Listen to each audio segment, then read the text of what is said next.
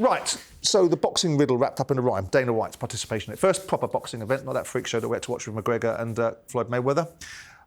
What's your takeaway from some of the things that Dana was saying, his lovely little interaction in the press conference? Yeah, so one of the reporters put it on Dana a little bit, didn't he, about, you know, using the UFC model in boxing, and that's what it's about. In conjunction with the Muhammad Ali Act, Yeah, in conjunction with the Muhammad Ali Act. So basically what they're talking about is, you know, doing their own organisation, having their own belt, but that... Do you like the way he handled himself? Because he doesn't muck about, does he? Say again? Do you like the way he handled himself? Because he doesn't muck about, Dana, does he? Oh, no, I love the way he handled himself. He is a president, isn't he? Let's have it right. He was backed into a corner. He was under a lot of pressure. Yeah, he handled it all right, but he didn't give us the answers. He said, like, let's do the interview in private. He bullied the He absolutely did. Good job, bully journalists. I'd like to see it. What he's trying to achieve, that is a huge, huge, huge job. And can it be done? Will it be done? I'm not sure that it can, Simon. Let's have a listen to Dana himself. There's no doubt. I've accomplished a lot and I've done big things, done big fights, but now I have to go prove myself. Mm-hmm. When you think about the top 3 biggest fights of all time, which is Mayweather, Pacquiao, Mayweather, McGregor, and now this fight. I've been a part of 2 of them, whether it's the Eddie Hearns or the, Shake Turkey or any of them. America's a different market. It's a tough market to figure out. You know what I mean?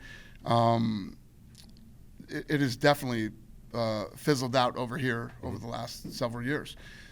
So, listen, right now, again, nobody has a television deal, right? DAZN's doing some fights, but I will have a television deal. I'll figure it out, and I will announce it ASAP, and I will start my thing in 2026, and boxing will be on television regularly now in the United States. I'm going to do 12 to 16 boxing events. Am I missing anything? Little broadside at the streamers, DAZN there. What do you think of what he's saying there, Adam? Look, Dana's a very smart guy, and no doubt. What he's done with the UFC has been extraordinary to sort of package it up, have the stories flowing, the best fighting the best. It's been fantastic. Boxing's a very different sport. But the commercial relationships in the UFC and what fighters get paid and what the promoters and managers get paid is a whole different ballgame to what you get in boxing, isn't it? Yeah, a whole different ballgame. And boxing is the Wild West and always has been. And look, I think we all want it sort of in a way sort of done in a nice circle and everybody sort of understands it. But I think there's a bit of magic as well to the world titles, the WBC, the IBF, the WBA, the WBO, the history. And I think also it gives opportunities for fighters to go and win different things. And don't forget the British level and everything that we have here. So, of course, there's a place, and Dana's a fantastic guy to go and do that in America. And I think America does need reigniting, very much so. But I think boxing here is brilliant. And I would say that because I work with Frank and Eddie every week on DAZN, but every time, we've just been in Belfast, we've got a phenomenal October, November, December. Yeah. Fight after fight. If they could do that in America, great.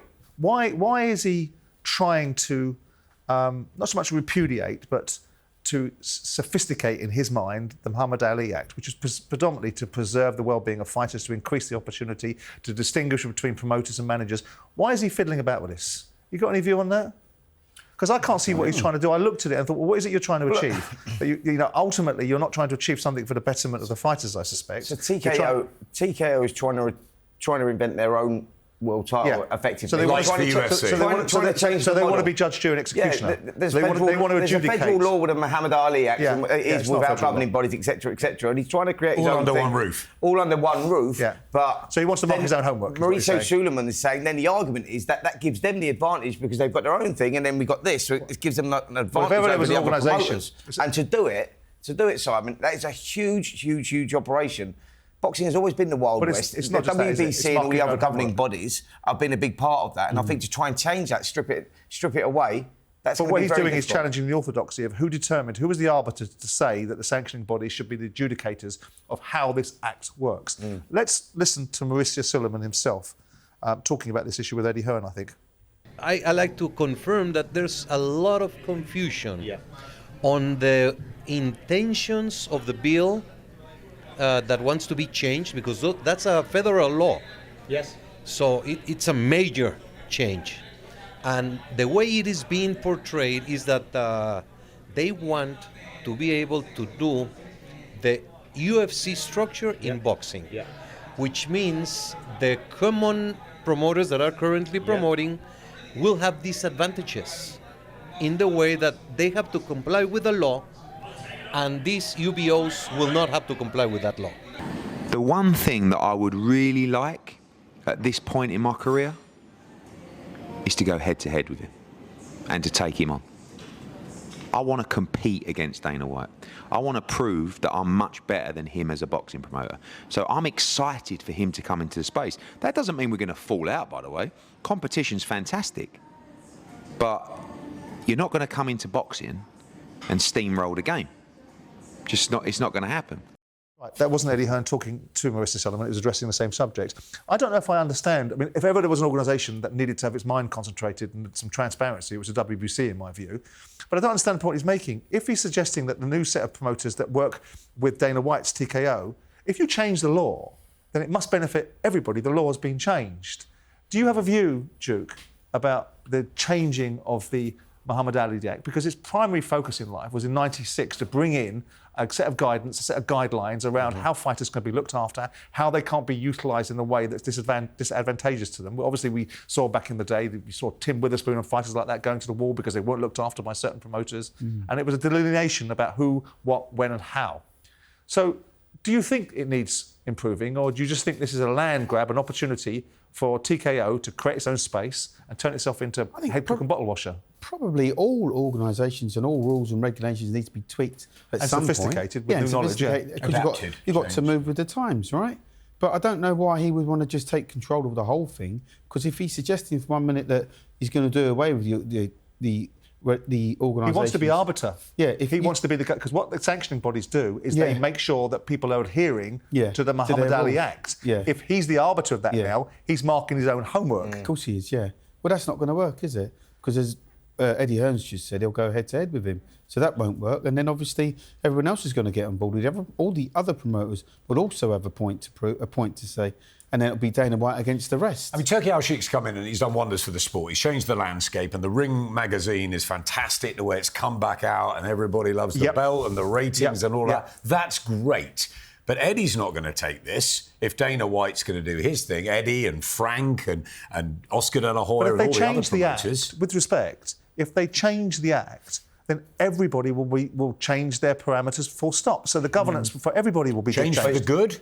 Well, that's my question. Do we think changing this to ultimately suit the ends of the commercial operation? And we already know that there's a challenge with TKO. We know because they're getting sued, class action sued for hundreds of millions of compensation on UFC fighters because of the split between the promoters, the structure, and the fighters themselves. Do you think this is a good look for boxing, where it looks like a new entity that wants to run its own game, that wants to play it by its own rules, is going to change it? And I don't suppose it's for the benefit of the fighters. It's never a good thing if just one person controls the whole thing. No, but that's never a good thing. But he's changing the law, Duke. He's not changing it for the benefit of themselves. They're changing the Act. Simon, that's a huge operation, and that word you used there, if, that is a big if, because to do that, it's going to take some time and take some doing. I mean, what do you think? What do you think, though? Do you think it's good for boxing if they've done that? Well, look, I mean, I don't like the sanctioning bodies in the way that they operate, and I think the WBC are shambles at times. And I think they've gotten away with murder for years, whether it's mandatory fighters, whether it's giving fighters excuses, whether it's condoning fighters' behaviour, whether it's allowing champions to be in recess for periods of time. I think they've been piss poor. And I think they've got away with it because they're a legacy sanctioning body.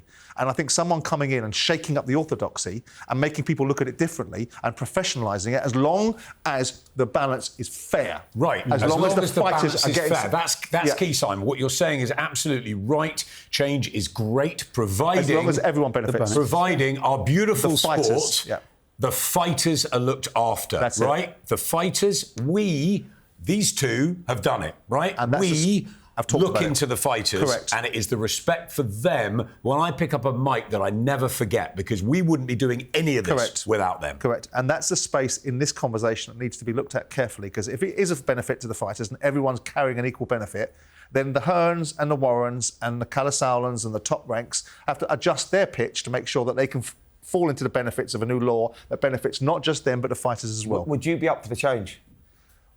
Goes to the point I just made. Yeah. If it's equitable. But I mean, I would imagine... ask yourself a question, honestly.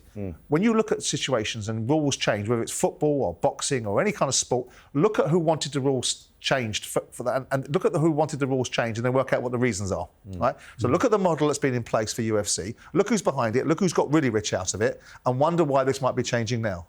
With all due respect to Dana, he's a commercial animal that may well love his sport, but notwithstanding that, he's creating a new opportunity in boxing and wants to monetize it the same way. Sure. Of course he is. We'll see. We'll see.